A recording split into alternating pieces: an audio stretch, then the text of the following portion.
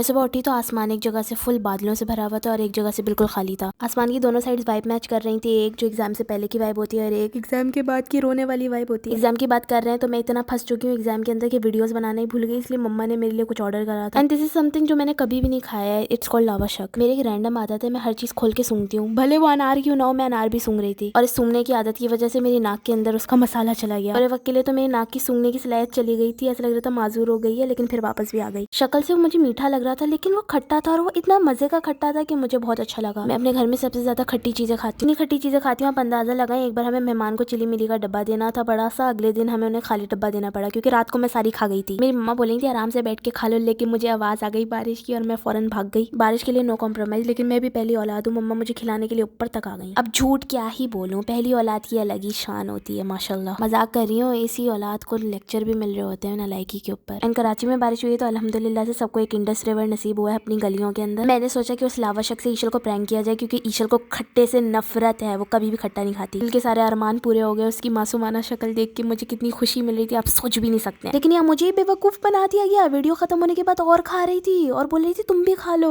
मेरी लाइफ इतनी झंड है। आखिरी के 2 महीनों के अंदर जब पेपर होने वाले होते हैं, मुझे 2 घंटे ऐसी एक्टिंग करनी होती है जैसे मैं पढ़ रही हूँ, ताकि मेरे मम्मा पापा को यकीन हो कि हाँ मैं पढ़ रही हूँ। उन्हें लग रहा है मैं पढ़ रही हूँ, लेकिन मैं कुछ और कर रही हूँ, बाहर के नजारे देख रही हूँ। पढ़ाई के टाइम पढ़ाई करने के अलावा हर दुनिया जहान के ख्यालात आते हैं। वैसे भी इस ख्याल में सोचा अपने भाई को भी प्रैंक करती हूँ लावा शक खिला के, लेकिन उसे अच्छा लगा। लिटरली बहुत अच्छा था। लावा शक मेरा फेवरेट हो गया है। शो ऑफ तो ऐसे करा था कि हाँ भाई खट्टा जितना भी हो मुझे कोई फर्क नहीं पड़ता। हर खट्टी मीठी चीज खा लेगा, लेकिन जैसी कुछ हेल्दी देंगे तो ऐसी शक्ल बनाएगा जैसे जहर दे दिया है। बारिश के बाद पकोड़ों का तो अलग ही मजा है। अब वो बात अलग है, इनका इतना मजा नहीं आया क्योंकि मेरी बहन ने नजर लगा दी। बाय द वे लावा शक की सॉस पकोड़ों के साथ बहुत मजे की लग रही थी। मैंने उसे एक पकोड़ा क्या नहीं दिया, किचन में जाके मेरी बुराइयां करी है, लेकिन मुझे क्या आग लगी बस्ती में, मैं और मेरे पकोड़े अपनी मस्ती में। कौन बताए मम्मा को, वो शख्स जिसने एप्पल बचपन से सही से नहीं खाया वो कीवी कैसे खाएगा भाई? कौन से टेढ़े मेढ़े फ्रूट्स हैं ये? मैंने और मेरे भाई ने एक चैलेंज लगाया था मम्मा से कि हम 15 मिनट में पूरा लाउंज साफ कर देंगे और आप हमें आइसक्रीम खिलाएंगे। मैं खुद हैरान हो रही थी कि इतनी जल्दी कैसे सिमट गया। उन्हें कौन बताएगा कि हम लोगों ने इधर से उधर करा है, सामान जगह पे तो नहीं रखा। बेचारा मेरा भाई जो मुश्किल से 8-10 kg का, उसे 40 kg का कर दिया कपड़े पहना पहना। हालांकि सर्दी इतनी हो भी नहीं रही थी और पीछे छुपकली नहीं मेरा भाई लटका हुआ है, उसकी आदत है लटक। मैंने अपना वादा पूरा करा, आइसक्रीम दिला दी, लेकिन मैं जैसी आइसक्रीम खाने वाली थी मेरी खांसी निकल गई और मम्मा ने मुझसे आइसक्रीम छीन ली। उन्हें लगा कि इतनी सी खांसी से मैं बस बीमार हो गई, मुझे कुछ हो जाएगा बहुत बुरा, तो मैं जल्दी से एक बाइट खा लिया ताकि वो छीन ना ले। खैर आज के लिए अल्लाह हाफिज़।